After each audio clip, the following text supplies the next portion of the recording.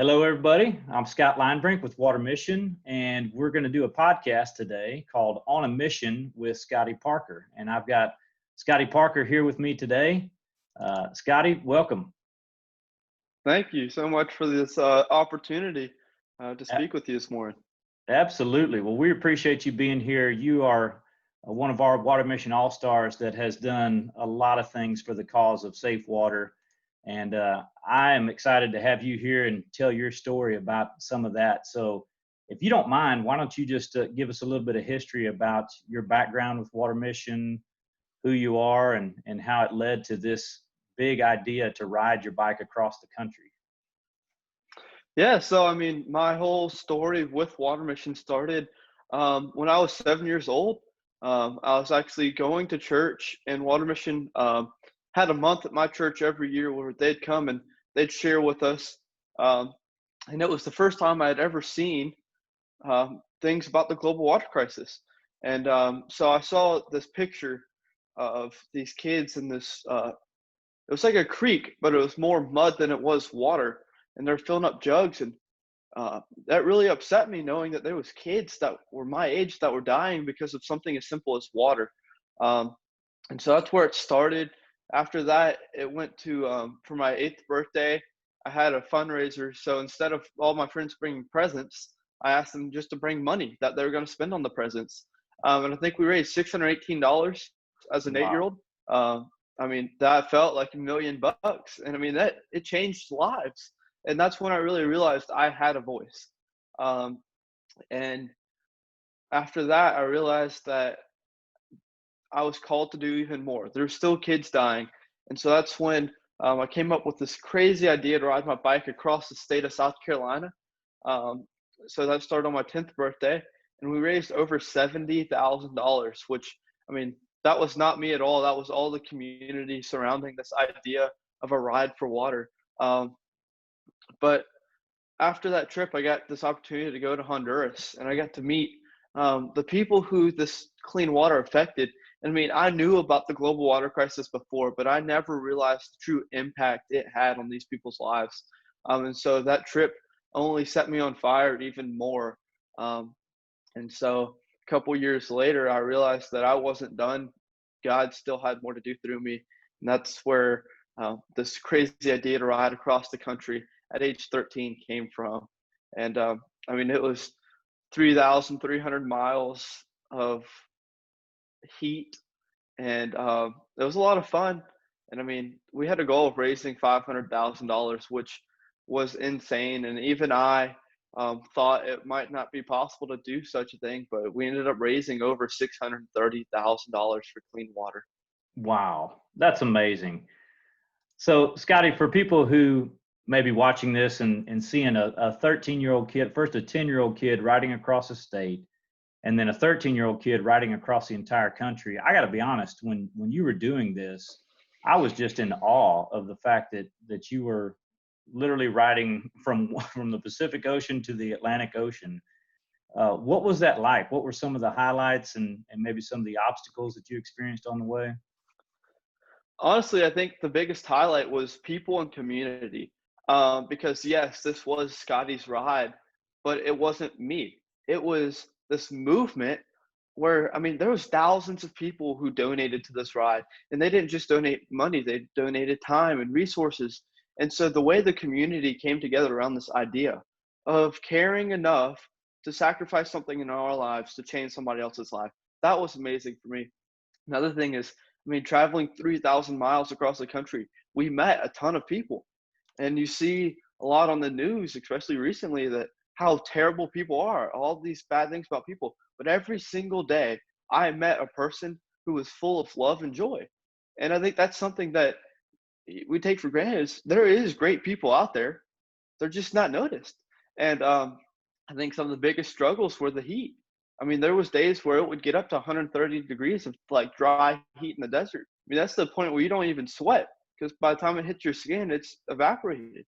And um, the heat plus some of those mountains. There's nothing harder, I would say, in my life mentally is like climbing a mountain, and you can look up and see miles of switchbacks and the sun's just beating down on your back, and you've already ridden 30, 40 miles that day.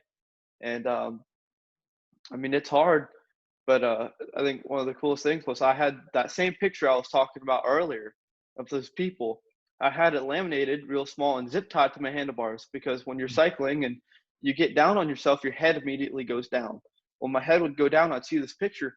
It'd light me on fire again, because I'm sitting here. This is a choice. These people, they don't have a choice. And that was the biggest thing for me. Is like,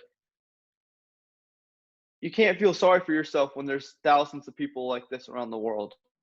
And what I'm doing now is going to be able to change their lives. So I think that was really neat. Yeah, that's awesome. I remember hearing that, that, you were giving encouraging words whenever times would get tough, that you said, hey, but there's people with even greater problems that don't have water. And that maintaining the focus on the vision is so important. It really shows the leadership that you have, and the ability to rally so many people around that. Tell us about, so this is a picture of when you guys left Santa Monica Pier, but tell us about during the ride, the kind of things that you would do to interact. I know you spoke at several churches. You came across people. Maybe tell us a funny story about some of those.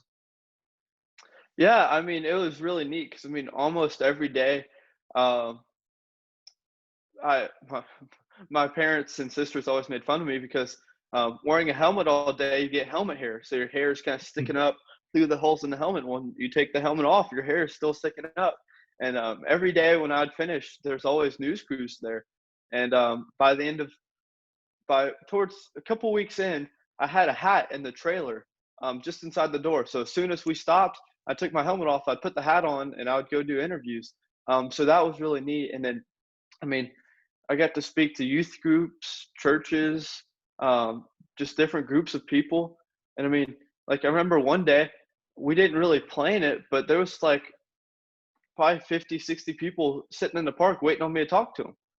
And I mean, I had no idea what was happening, but the local, like the city government, got it together. And I mean, it was an amazing opportunity. There's some great things that came out of that. But I think the coolest thing was like people's reaction to seeing a kid caring enough to do something, because that was different to them, because everybody else kind of was just living their life. I was out here giving my time to provide water. And I think that's something that people got behind. And I mean, I think we met this one lady named Hazel. She's an older lady who worked at one of the like Route 66 kind of like rest stops, like a smaller gas station. And I remember she was probably the most encouraging person I met the whole ride. And she just sat there and encouraged us. And it was so neat to me, because she saw what we were doing and she cared enough to say something encouraging about it. Like, she took time out of her day to have a conversation with us.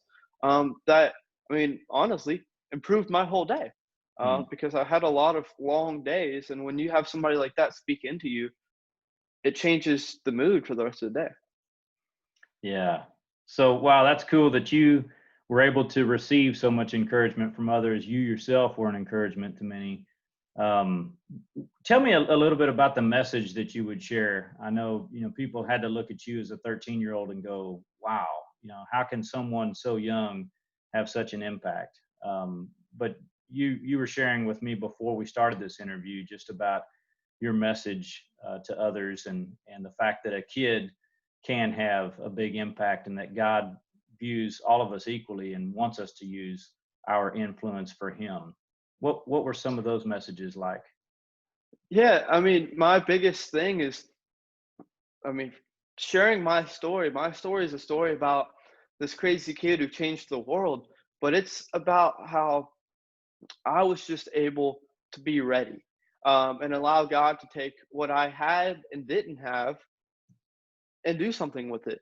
And so I feel like a lot of times the younger generations are looked down upon, but I feel like the younger generations are in the perfect spot to change the world, because in the Bible, it talks about childlike faith, and there's a reason for that. And I mean, when you're a kid, you don't see all the worldly issues with doing something like that. You just see what needs to happen and a way to do it, and it's not clouded by the world. and you also see what God can do through that.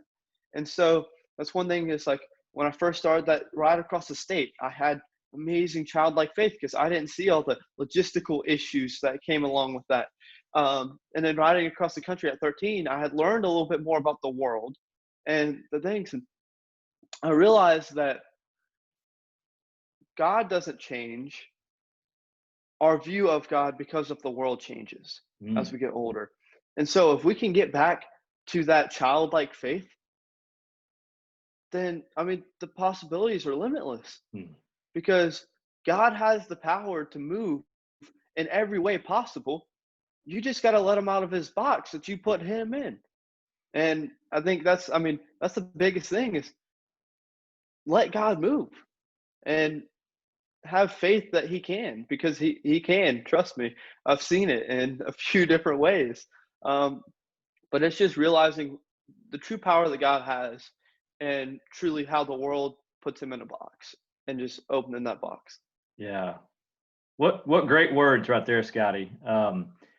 That's awesome. Tell us, I'm going to show a picture here of the end of the ride. This is when you actually arrived in South Carolina after over 2 months on the road. You basically gave up your summer so that you could do this, riding, I think, 50 to 75 miles a day. What did this feel like right here when you're able to stand in the Atlantic Ocean knowing that you had just ridden across the country? I mean, it was, that amazing feeling of accomplishment, like we made it. Also that amazing feeling of like knowing that lives were changed. It was kind of bitter in a way of like Mm. by the end of that ride, I mean, that team, we became family. I mean, like I was gonna miss the time we got to spend with that great group of people and just the experiences we had every day. Um, I can tell you, I was super excited to get back in my bed that night. It had been 8 weeks since I had slept in my own house, and we probably slept at some interesting hotels across the country. But um, I mean, just the overall joy that came out of that moment is unexplainable. Um, and I think, I mean, some of that comes from like the accomplishment of riding across the country, but really it was knowing that what kind of impact we were having on the world Mm. in terms of bringing people clean water and the hope that that was giving people. Um, and I mean, I was worn out by the end of that, so I was ready to be home.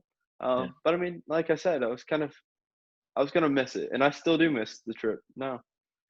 I remember talking to your mom, and it was after you had recently come back from the ride. You spoke to us at Water Mission, um, and she kind of jokingly said, Scotty started by riding across the country or right across the state. Then he went to riding across the country. We're almost a little bit scared about what's next, what he's going to do next. But what is next for Scotty Parker? I think next right now kind of goes back to sharing my story and that um, Scotty's ride impacted thousands of people. But when I share my story, say in a room of 10 people, and all 10 people, they realize they can change the world too. Well, they go out, they change the world in their way. They changed another couple thousand of lives. I mean, that's tens of thousands of lives that are changed just there. And then each of them encourages 10 more people. That's 100 people who are going to change the world now. And so if I can take my story and encourage others in a way where they go out and they start changing the world, then I mean, we'll change the world a heck of a lot faster than one kid trying to do it by himself. And so that's kind of what I'm doing now is just sharing my story any way possible. And like I said, I'm super excited for this opportunity here because with the whole coronavirus, it's kind of been hard to do that because I always speak to schools and churches, and that's not really a thing right now. Um, and so, but sharing my story is, I think, what's next now. I, I have said before that I'm not done until the whole world has clean water. And so I'm going to continue sharing my story. And I mean, like when I finished the ride across the state, I had no idea I was going to ride across the country. God kind of planted that seed and it took a little while to grow. And so I'm kind of waiting on God's next seed and what path to follow with my life because I have a lot of good ideas. but the rides were God ideas. And there's a big difference between a good idea and a God idea. And I'm sure you probably have seen that difference. And I'm really waiting on that God idea to come, because that's when the world has changed. And so I'm not done by any means, but yeah. Wow, that's great. I love that. Good ideas and God ideas. And seeing it in a progression, seeing that road with each one of those mile points along the way and how each step led you to the next. And if we look at the whole thing and think of, a big grand vision, sometimes we can get overwhelmed. But you're exactly right. God equips us for every step along the way, and he leads us toward greater things. I love that verse in Philippians that talks about that he who began a good work in you will see it to completion. Hmm. So he's going to help us along the way to achieve each one of those. That's great. Scotty, do you still stay in touch with the people that rode with you and maybe some of the folks along the way that you met? Yeah, I actually went out and had lunch with one of the guys the other day, and then I was working on a landscaping project, and one of the guys, Kyle from the ride, he also does some landscaping. I actually called him and I was like, "Hey man, can you come help me out?" So we spent a day together doing some landscaping stuff, and that was great because we hadn't seen each other in a while. Um, so we got to catch up. And then one of the guys who went on the ride, Dave, he's actually one of my mentors. We go to the same church, so I get to see him a lot more frequently than the other teammates. Jess is actually, she works here at the house with my parents in their land surveying business, so I get to see her on a daily. Um, but it's been a while since we've had the whole team back together, and that's actually something that me and my parents had talked about. Is when this Corona things finally settled down, that we wanted to have a party with the team back here and kind of just a reunion, and maybe go back through some of those pictures and stories of the ride, because I feel like if we let that get too far away, then we can sometimes lose sight of what God has done, and then through that you can lose sight of what God can do. Yeah, and I think about how you put that picture on your handlebars so that you could look at that every day. We have to continue to remind ourselves the mission that God has us on and what he's going to have us do today, right? Right. Yeah, that's great. See, I kind of half expected you on that question about what's next. Maybe that you saw Elon Musk go to the moon, and I thought maybe that was going to be next on your list to take a space shuttle to the moon. Yeah, it'd be fun. All for safe water, right? Always. Yeah. Wow. Well, any words for people that would be watching this and be inspired by what you're doing? You've had so much good reminders throughout this talk, but if you could kind of tie a bow on it, what would you tell people that are watching this? What do you want them to know?